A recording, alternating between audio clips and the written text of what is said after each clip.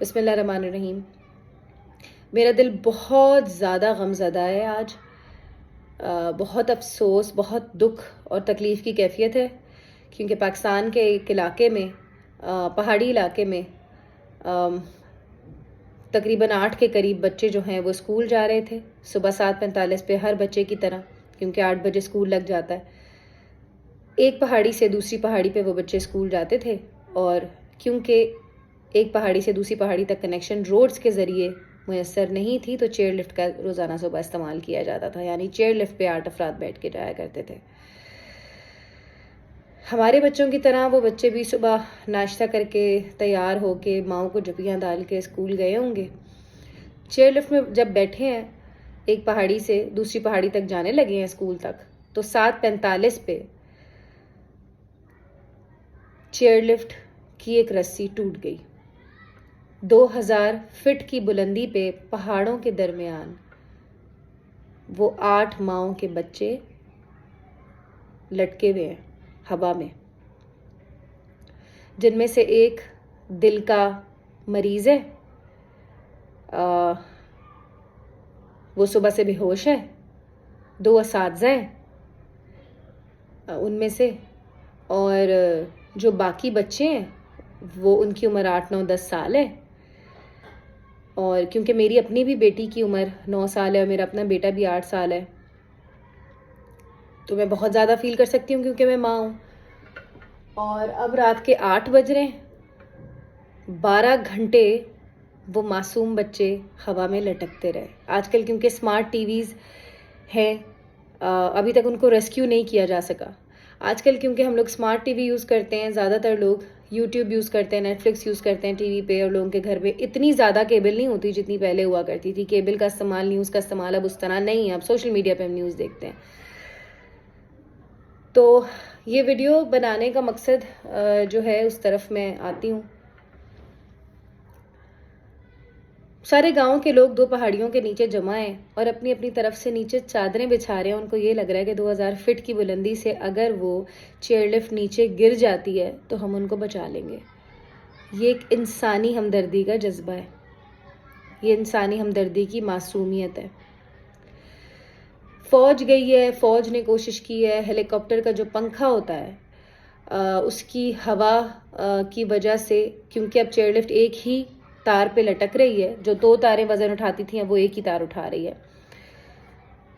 تو وہ وزن جو ہے، جو ایک تار پہ اب لٹکا ہوا ہے، اور ظاہر ہے وہ تار بھی اب نازک صورتحال میں ہے. تو جب ہیلی کاپٹر جاتا ہے اوپر بچانے کے لیے، تو ایک تو ہیلی کاپٹر کے پاس ہیلی پیڈ اس علاقے میں میسر نہیں تھا. وہ فیول بھروا کے جب تک وہاں پر آتا تھا، دور سے ہیلی پیڈ سے آ رہا تھا، دور سے آ رہا تھا ہیلی کاپٹر، تو وہ فیول ختم ہو جاتا تھا. پھر ریسکیو کا وہ ٹائم، اس کو وہاں فیول میسر نہیں ہوتا تھا. بہرحال ایسے 1000 قسم کے مسئلے مسائل. پھر جب وہ پنکھا ہیلی کاپٹر کا اوپر زیادہ قریب ہیلی کاپٹر جا نہیں سکتا تھا، فوج زیادہ قریب جا نہیں سکتا تھا ہمارا فوجی، کیونکہ بچانے کے لیے اس چیئر لفٹ سے بچوں کو، کیونکہ جو ہوا کا پریشر ہوتا ہے پنکھے کا، اس سے تار ہلتی تھی، تو اس سے اور خدشہ تھا ان کے گرنے کا، اور خدشہ ہے. صبح سے میرا خیال ہے 3 دفعہ جہاز جا چکا ہے. 2.5 گھنٹے اس چیئر لفٹ کے اوپر گھومتا رہے بچانے کے لیے، مگر بے بس رہا. وہ بچے، وہ اساتذہ، وہ دل کا مریض جو صبح سے بے ہوش ہے، وہ صبح سے ہوا میں بے بس اپنے آپ کو سنبھالے بیٹھا ہے. نہ پانی پیا ہے، نہ کھانا کھایا ہے. تو میں یہ سوچ رہی تھی کہ ان ماؤں کا نیچے کیا حال ہوگا، کہ جس کو ایک پل چین نہیں آتا ہوگا کہ پتہ نہیں میرا بچہ واپس آئے گا بھی یا نہیں. ہمارے بچوں کی وینوں کو، یا ہمارے جو باپ لینے جاتے ہیں بچوں کو، ہمارے شوہر جاتے ہیں، تو ہم لوگوں کو کتنا فیل ہوتا ہے کہ یار 10 منٹ اوپر ہو گئے آیا نہیں. ان ماؤں کا کیا حال ہوگا. تو جو چیزیں میں ایگزیکٹلی سوچ رہی ہوں وہ یہ ہیں کہ اللہ تعالیٰ کبھی کبھی ہمیں ایسی مصیبتوں میں، اور ایسی آفتوں میں، اور ایسی پریشانیوں میں ڈال سکتا ہے کہ جو ہم امیجن بھی نہیں کر سکتے ہیں، اور ہمیں لاکھ دفعہ، لاکھ کروڑ باری اللہ کا شکر گزار ہونا چاہیے اور اللہ کا احسان ماننا چاہیے, اللہ کا شکر کرنا چاہیے کہ ہمارے بچے جس طرح اسکول جاتے ہیں اور جس طرح اسکول آتے ہیں, گھر سے جانا اور گھر سے واپس آنا بھی ایک بہت بڑی نعمت ہے نا, مطلب بہترین حال میں جانا اور بہترین حال میں واپس آ جانا.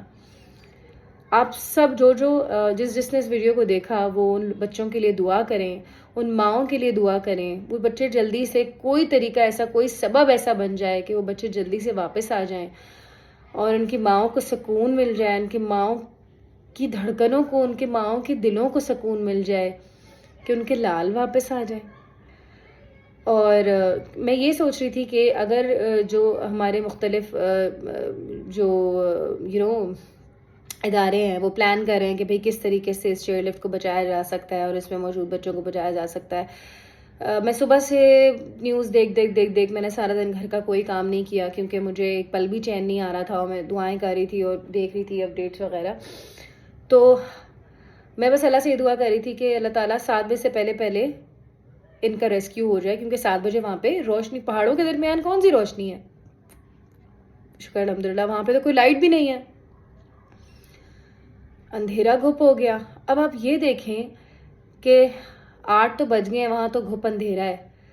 انسانی ہمدردی کا یہ لیول چیک کریں آپ, ماشاء اللہ, اللہ اس کو برقرار رکھے اور ہمارے اور لوگوں میں اس کو یہ ڈالے کہ کوئی چارپائی کا انہوں نے کوئی ایئر لفٹ مطلب کوئی بنا لیا ہے, کوئی چارپائی کو رسیوں سے باندھ کے کوئی ایسا سسٹم بنا لیا ہے کہ 3 افراد اس پہ سوار ہو کے جو ہیں وہ چیئر لفٹ بچانے جا رہے ہیں.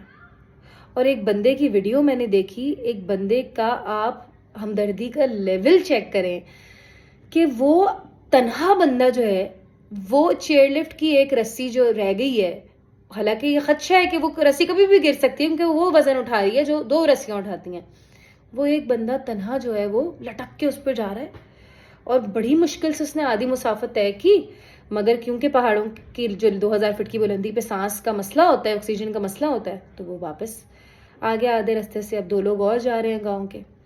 تو مطلب ہمت نہیں چھوڑی انہوں نے, ہمت نہیں ہاری انہوں نے. بہت ہی افسوس اور تکلیف کا مقام ہے کہ بھائی یہ جو بہت ساری دنیا میں اور پیرس, سوئٹزرلینڈ, بہت اور ممالک ہیں جہاں پہ پہاڑ ہیں, پہاڑوں پہ آبادیاں ہیں, مگر آنے جانے کے روٹس تو ہیں. جب وہاں انسان کے بچے رہتے ہیں تو ان کو دنیا سے کنیکٹ کرنے کے لیے ایک روڈ تو دی ہوئی ہے نا. ہمارا تو کوئی حساب نہیں ہے. میں کہتی ہوں بچیاں جو ہیں وہ لوگوں کے گھروں پہ کام کرنے کے لیے, 2 روٹی کھلانے کے لیے جو ہیں وہ چھوڑ دی جاتی ہیں, پھر ان کے ریپ ہو جاتے ہیں, پھر خواتین جو ہیں وہ اپنی دنیا کی پتہ نہیں کون سی سائیکوٹکنیس جو ہے وہ ان بچیوں پہ نکال کے ان کو تیزاب پلا رہی ہیں, ان کو نعوذ باللہ ان کے ناخون اکھاڑ رہی ہیں, ان کے جسم کی دھجیاں اڑا رہی ہیں. کیا ہو گیا ہے ہم لوگوں کو, اور دنیا میں کیا کیا ہو رہا ہے, اور اس دنیا میں بھی